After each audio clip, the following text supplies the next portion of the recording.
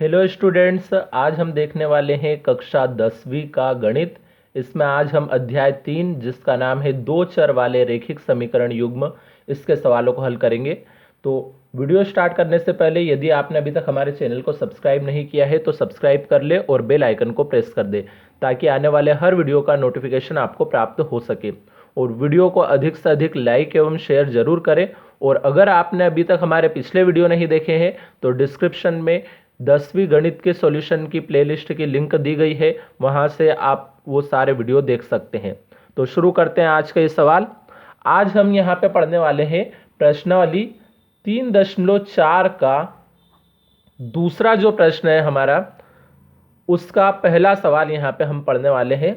तो प्रश्न दिया है हमारे पास, निम्न समस्याओं में रेखिक समीकरणों के युग्म बनाइए और उनके हल यदि उनका अस्तित्व हो तो विलोपन विधि से ज्ञात कीजिए। तो हमें यहाँ पे सवालों में करना क्या है, ये जो समस्या दे रखी है इससे रेखिक समीकरण का एक युग्म बनाना है, मतलब दो रेखिक समीकरण बनानी है और फिर उन्हें विलोपन विधि से उनके हल को ज्ञात करना है। तो हल ज्ञात करने का मतलब मैं बता चुका हूं पिछले वीडियो में भी कि x और y के मान निकालना होता है। तो सबसे पहले हम यहाँ पे दो रेखिक समीकरण बना लेते हैं इस समस्या को पढ़ के। तो यहाँ पे अगर हम प्रश्न पढ़े तो क्या लिखा है, यदि हम अंश में एक जोड़ दे तथा हर में से एक घटा दे तो भिन्न एक में बदल जाती है। यदि हर में एक जोड़ दे तो यह 1/2 हो जाती है। तो वह भिन्न क्या है? तो सबसे पहली चीज हमें ज्ञात क्या करना है, भिन्न ज्ञात करना है। तो हम उस भिन्न को सबसे पहले यहाँ पे मान लेते हैं कुछ। तो यहाँ लिख लेते हैं माना भिन्न बराबर, भिन्न जो होता है वो अंश और हर में होता है, इसलिए हम यहाँ पे x/y ऐसा मान लिया हमने भिन्न को। अब प्रश्न को पढ़ेंगे, इसलिए यहां लिख देते हैं प्रश्नानुसार। प्रश्न में लिखा था यदि हम अंश में एक जोड़ दे, अंश कौन है, x है, तो x में हम एक जोड़ दे, ये एक जोड़ दिया, तथा हर में से एक घटा दे, हर कौन है, हर में है y, तो इसमें से क्या करना है, एक को घटाना है, तो ये -1 लिख दिया।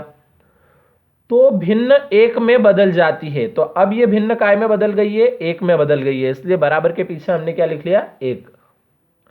अब यहां पे ये जो y-1 है ये बटे में है, तो इसका गुणा तो हम इधर करेंगे एक के अंदर। तो अब बचेगा क्या, ऊपर सिर्फ x + 1 बराबर y-1 का गुणा जब हम एक में करेंगे तो ये y-1 ही आएगा हमारे पास यहाँ पे। अब x और y वाली संख्याओं को हम एक तरफ कर लेंगे और बिना x y वाली संख्या को दूसरी तरफ। तो जैसे ये x तो आगे है ही, इस y को भी हम बराबर के आगे ले आते हैं, तो ये प्लस की जगह हो जाएगा माइनस का y, और बराबर के पीछे ये -1 है ही सही, इस एक को भी बराबर के पीछे लाएं तो ये प्लस की जगह हो जाएगा ये -1। तो अब ये x - y बराबर हो जाएगा, दोनों संख्या माइनस की है मतलब ये जुड़ जाएगी, एक और एक 2 का हो जाएगा ये -2। अब इसको तो हमने बना दिया समीकरण 1। अब वापस से हमको प्रश्न पढ़ना है, तो हम यहां लिख देते हैं पुनः प्रश्नानुसार, पुनः प्रश्नानुसार। अब प्रश्न में क्या लिखा है, यदि हर में एक जोड़ दें, तो हर मतलब कौन, y में हमें एक जोड़ना है। तो यदि हर में एक जोड़ दें तो यह 1/2 हो जाती है, मतलब अंश में जोड़ने या घटाने के बारे में कोई बात नहीं हुई है इस बार। तो हम अंश को ऐसा का ऐसा लिख देंगे, अंश x था तो हमने x से लिख दिया। तो ये हर में एक जोड़ने पे कितना हो रहा है, 1/2 हो जाती है, तो बराबर के पीछे हम लिख देते हैं 1/2 को। अब इसमें भी ऐसे ही हम क्रॉस गुणा कर देते हैं, इस 2 का गुणा तो इधर x में करना पड़ेगा और इस y+1 का गुणा इधर 1 में। तो 2 का x में करते हैं तो 2x, और बराबर y+1 का 1 में करेंगे तो कोई फर्क नहीं पड़ेगा, y+1 ही रहेगा। अब वापस से हम xy वाली संख्याओं को एक तरफ कर लेंगे और बिना xy वाली को दूसरी तरफ। तो ये 2x तो आगे है ही, इस y को भी बराबर के आगे लाएं तो ये प्लस की जगह माइनस का y हो जाएगा, और बराबर के पीछे क्या बचा हमारे पास, 1। इसे बना दिया हमने समीकरण 2। अब इन दोनों समीकरण को बनाने के बाद, ये तो हमने क्या करा, रैखिक समीकरण का युग्म बना लिया है समस्या को पढ़कर। अब इन दोनों समीकरण को हमें विलोपन विधि से हल करने का बोला गया है। तो अब यहाँ पे हम इसे ऐसा लिख लेते हैं। देखो, विलोपन विधि में हम करते क्या है, एक चर को विलोपित करते हैं। एक चर कैसे विलोपित किया जाता है, जब उनके गुणांक एक जैसे बन जाए। जैसे यहाँ x के गुणे में 1 है, यहाँ x के गुणे में 2 है। अगर दोनों जगह गुणांक एक जैसे हो जाएंगे तो ये x वाला चर विलोपित हो जाएगा। तो हम उसके लिए करते क्या है, इसमें हम किससे गुणा करेंगे, इस वाले 2 से गुणा कर देंगे, और इस समीकरण में हम क्या करेंगे, यहाँ पे जो 1 है उससे गुणा कर देते हैं, ताकि क्या होगा, ये दोनों जगह पे 2 2 बन जाएगा। तो हम यहाँ पे लिखते हैं समीकरण 1 में, ये जो समीकरण 1 है इसमें कितने से गुणा करना पड़ेगा, इस 2 से गुणा करना पड़ेगा, में 2 से। वह समीकरण 2 में, इस समीकरण 2 में किससे गुणा करेंगे, यहाँ पे जो 1 है उस 1 से गुणा करके घटाने पर। तो पिछले जब सवाल हमने किए थे तब हमने ये गुणा करने वाली जो लाइन थी वो क्या लिखी थी, गुणा करने पर। घटाने वाली बात हमने यहाँ पे नहीं लिखी थी, बल्कि गुणा करके हमें जो 2 समीकरण प्राप्त हुई थी उन्हें हम समीकरण 3 और 4 बनाया था, और फिर समीकरण 3 और 4 को आपस में घटाया था। लेकिन यह सवाल पहले ही काफ़ी ये लंबा हो चुका है इन स्टेप को सॉल्व करने में, इसलिए हम क्या करेंगे, जब गुणा करेंगे तो जो समीकरण हमारे पास प्राप्त होगी उन्हीं को हम डायरेक्ट यहाँ पे घटा देंगे। तो अब इससे आगे हल करते हैं। अब हमें क्या करना है, समीकरण 1 में 2 से गुणा करना है। तो समीकरण 1 में 2 से गुणा करते हैं, तो ये 2x माइनस यहाँ पे कितना हो जाएगा, 2y बराबर माइनस का 2 दूनी 4। तो पूरी समीकरण में 2 का गुणा करना है हमें। अब समीकरण 2 में कितने से गुणा करना है, 1 से।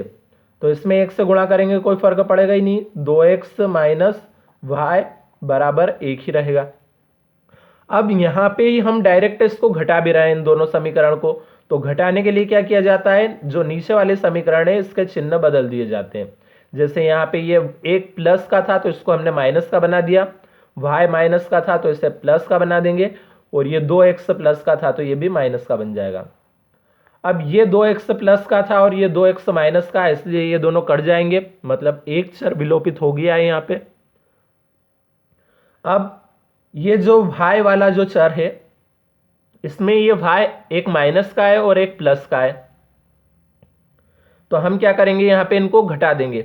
2y में से जब 1y घटाएंगे तो कितना बचेगा हमारे पास, 1y बचेगा, और बड़ी संख्या माइनस की थी इसलिए ये माइनस का रहेगा।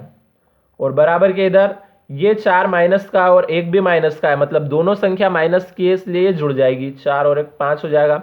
और इसमें बड़ी संख्या माइनस की है इसलिए चिन्ह माइनस का ही लगेगा। अब इधर के माइनस से ये दूसरी तरफ वाला माइनस कैंसिल हो जाएगा, तो y बराबर बचेगा हमारे पास 5। तो ये y का मान तो हमें ज्ञात हो चुका है। अब इसी y के मान को हम किसी एक समीकरण में रख देते हैं तो x का भी मान निकल जाएगा। तो ये y का मान समीकरण 1 में रखने पर,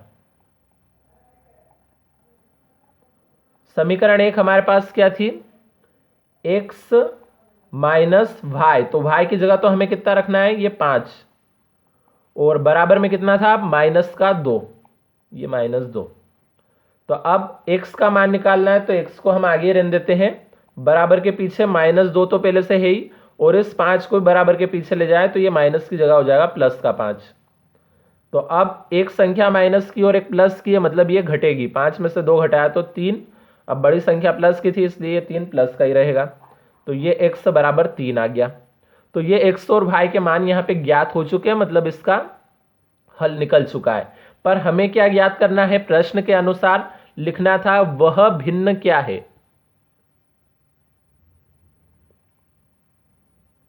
तो वह भिन्न क्या है, तो भिन्न हमने x बटे y माना था, तो हम आंसर को भी उसी रूप में लिखेंगे, अंश और हर के रूप में। तो अब हम यहाँ पे आंसर के लिए क्या करेंगे, अतः अभिष्ट भिन्न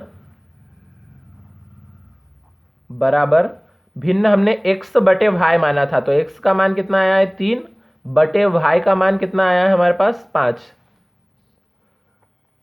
तो अतः अभिष्ट भिन्न बराबर x बटे y, तो x की जगह पे हमने हमारा मान आया है 3 और y की जगह मान आया है हमारे पास 5, तो ये 3 बटे 5 ये हमारा आंसर हो जाएगा। तो ये सवाल हमारा यहाँ पे अब कंप्लीट हुआ।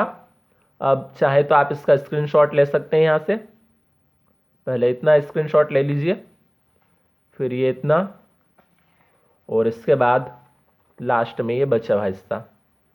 तो ये सवाल हमारा कंप्लीट हुआ। अब मिलते हैं अगले सवाल के लिए अगले वीडियो में, तब तक के लिए धन्यवाद।